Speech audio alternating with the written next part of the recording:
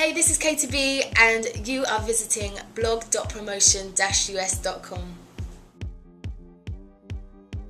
I guess there's a lot of different meanings for that title, you know. Like, it was definitely a mission making that album. It took a long time because I was at university while I was making it. So yeah, it took a long time, and I just think, yeah, I'm always on a mission. Life is a mission. Yeah, it's not over. In London, yeah, we have like lots of pirate radio stations, and they really got behind a couple of my early tracks, and that's how I met Rinse FM, really, because they were a pirate at the time as well, and I did a tune with one of the producers, one of the DJs on the station, and that's how I came to the attention of Genius, and he was looking for a singer to work with. I don't feel pressure to succeed. I mean, you know, from the Brit School, like, it's not all people who want to go on to be like recording artists that go there. You know, there's a lot of, you know, in my music class there was a lot of different kind of musicians who played like different instruments, and or were more interested in like the recording side or like production side. And then yeah, music is only a small section of the school. There's like dance and theatre and radio as well. There's a radio station, and you can do art there, and like stage design, like set design and stuff like that. So, well, you know, when I first started kind of like recording songs, you know, it was through like my friend's brother, and I remember I had a few like releases that were getting played on like pirate radio, and that's how I met Rinse FM, who are my label. It was a pirate radio station, and yeah, they run club nights as well. So when I started working with them, I was going to do, basically the album was meant to be like, Rinse were going to get all their DJs who were producers as well to put forward like original material. So they needed someone to like link all the songs together because they'd be like different genres. So yeah, when I first started working with them, I started going to like all their club nights and stuff like that. So they were probably the people who introduced me to it, because they run a night called Forward in Shoreditch in London, which kind of was the place where, you know, gave dubstep like a place to be played, really. It's this tiny little club. Growing up, I listened to all different kinds of music. You know, I listened to like a lot of pop when I was really young. You know, and I still like pop music. And then I listened to a lot of R&B. I was into like lots of Destiny's Child and Mary J. Blige and yeah, TLC and yeah, people like that. And then as I got older, I listened to like a bit more like soul-y, more like neo soul and stuff. So yeah, just lots of different things. I think my mum was into lots of different kinds of music. Like, she would listen to everything from like the Pet Shop Boys and like orchestral manoeuvres in the dark, and to like ABBA or like Hot Chocolate and stuff like that. But whereas my dad would be more into like, he was really into like blues.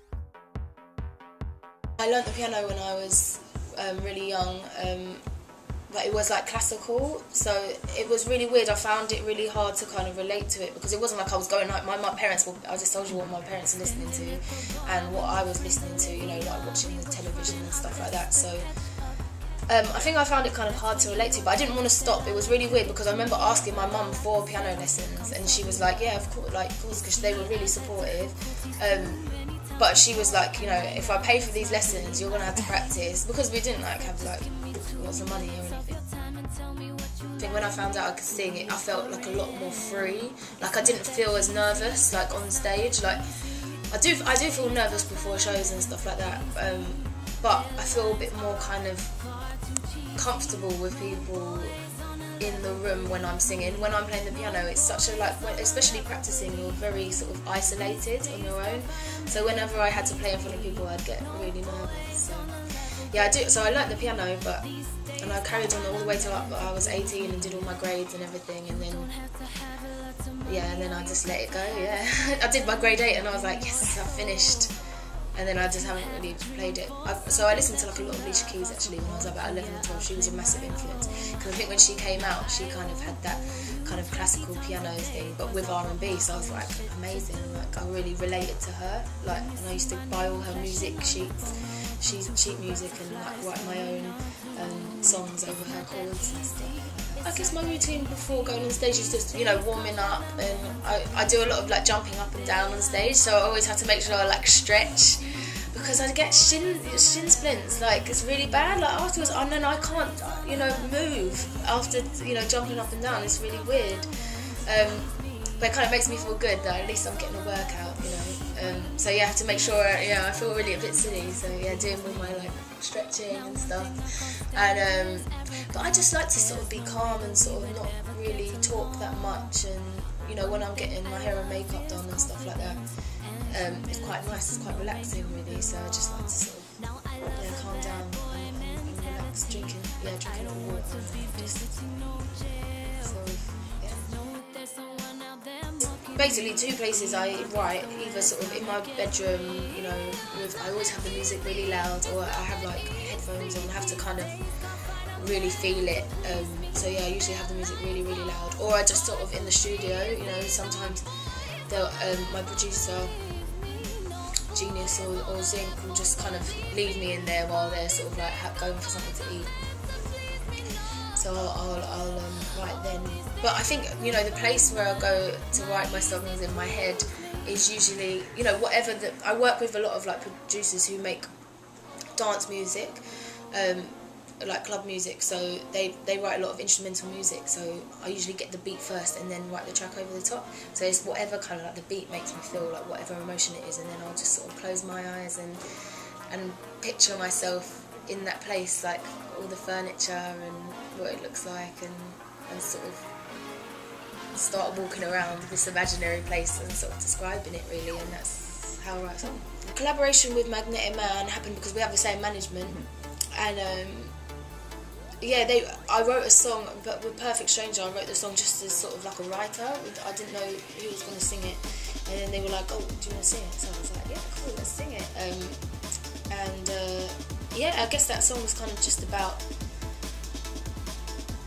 yeah, me. I guess you could say like love at first sight, but I mean, it doesn't really necessarily have to be love. Like, you know, when you're just sort of in a club and you see someone, and I think with music, when you hear it in a club, it's really cool because it's just, it like gets everyone's mind on the same level and everyone feeling the same emotion at the same time. So you just feel like you have so much in common with the people that you're listening to the music with, you know. So I guess it's kind of about that really. Yeah. I think Witch's Brew is kind of the only song that's a bit of a fantasy, a bit of a story. Like the rest on it is quite sort of about my life and sort of everyday things. Even though Witch's Brew, I remember, you know, it is, I guess it is kind of like my life, like liking someone and wanting to put a spell on them so they can just fall in love with me without me having to impress them or do any work to try and impress them. But yeah, it's going to be more like a, yeah, hopefully I'll get a bit more crazy with the makeup and stuff as I'm going to be a witch. So,